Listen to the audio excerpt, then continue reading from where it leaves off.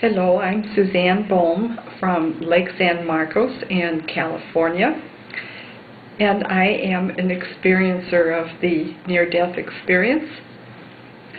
I went to the dentist office one day, and it was supposed to be a dental appointment like all my other dental appointments, but I actually flatlined in the dentist chair. I died, and I found myself all of a sudden in this tunnel, and as I was in this tunnel and I looked ahead, I thought, wow, where am I? Because I remembered at that moment that I was in the dentist chair, and yet all of a sudden I found myself somewhere else. So later I deducted that when you die, your mind doesn't stop, your mind keeps going. But I still hadn't realized that I had died.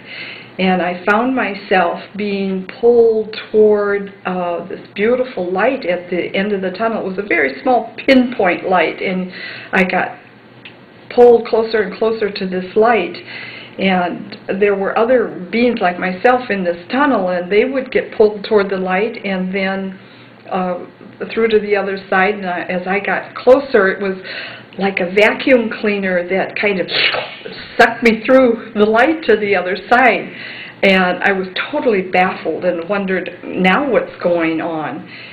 But at that moment, I was totally disconnected from the dentist office itself. I was totally in a whole different realm. And I found myself feeling like I was ascending, and I was like in this funnel and going through layers of, I don't want to say rainbow of colors, it was more like an aurora borealis where the lights went up and down and up and down, beautiful magnificent lights, and they had little sparkles in them.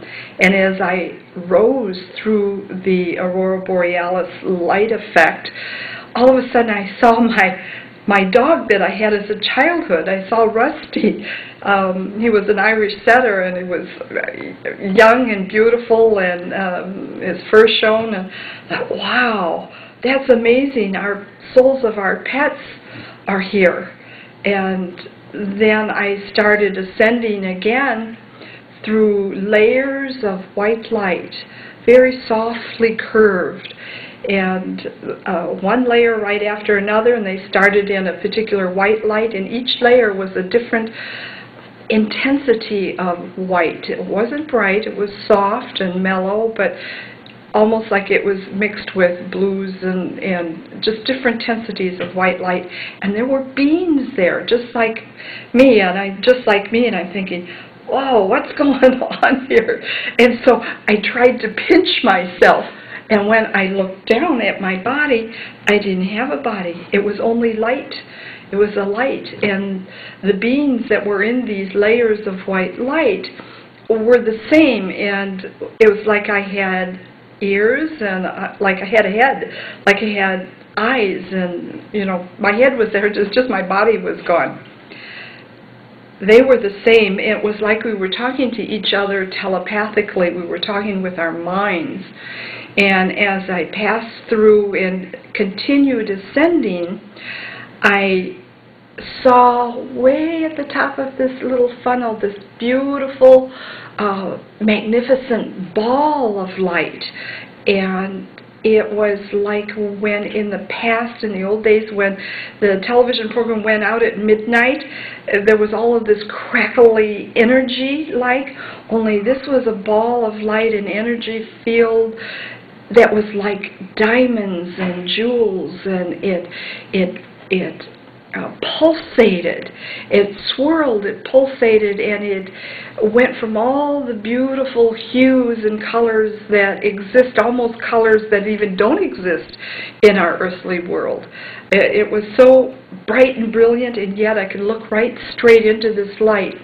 And as I ascended continuously, I felt buoyant and really quite relaxed.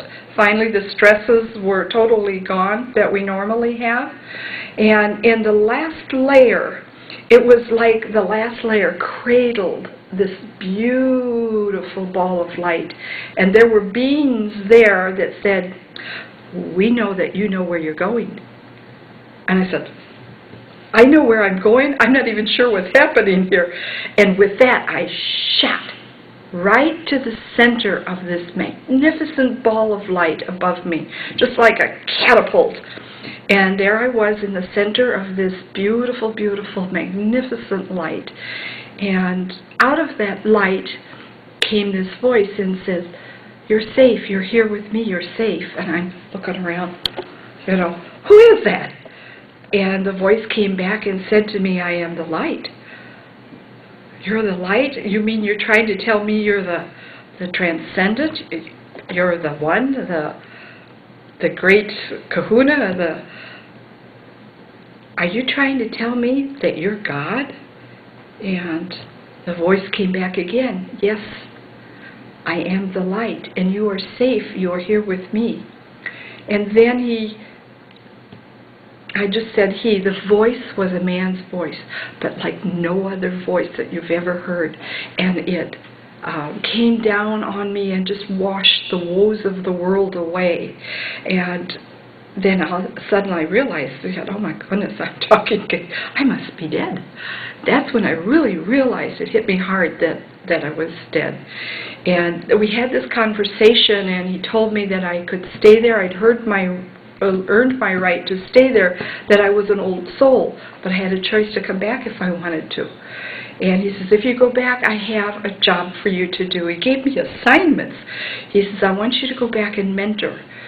Then I want you to write a book about exactly what happened and what you have heard here, and I want you to take back messages. Oh, and I have a missing ingredient for you." And I said, "A missing ingredient? You mean God's going to impart on me a secret?" And so we finished the conversation when I thought, oh my goodness, if I'm having this conversation with you, then I really did die, and do I want to go back? And oh, I think I was in the dentist office. And I thought, oh, I don't want to die at the expense of my dentist. And with that, everything went black. And then I thought, oh my goodness, I'm not going to get the second chance. And I found myself floating up on the ceiling, watching the dentist resuscitate me.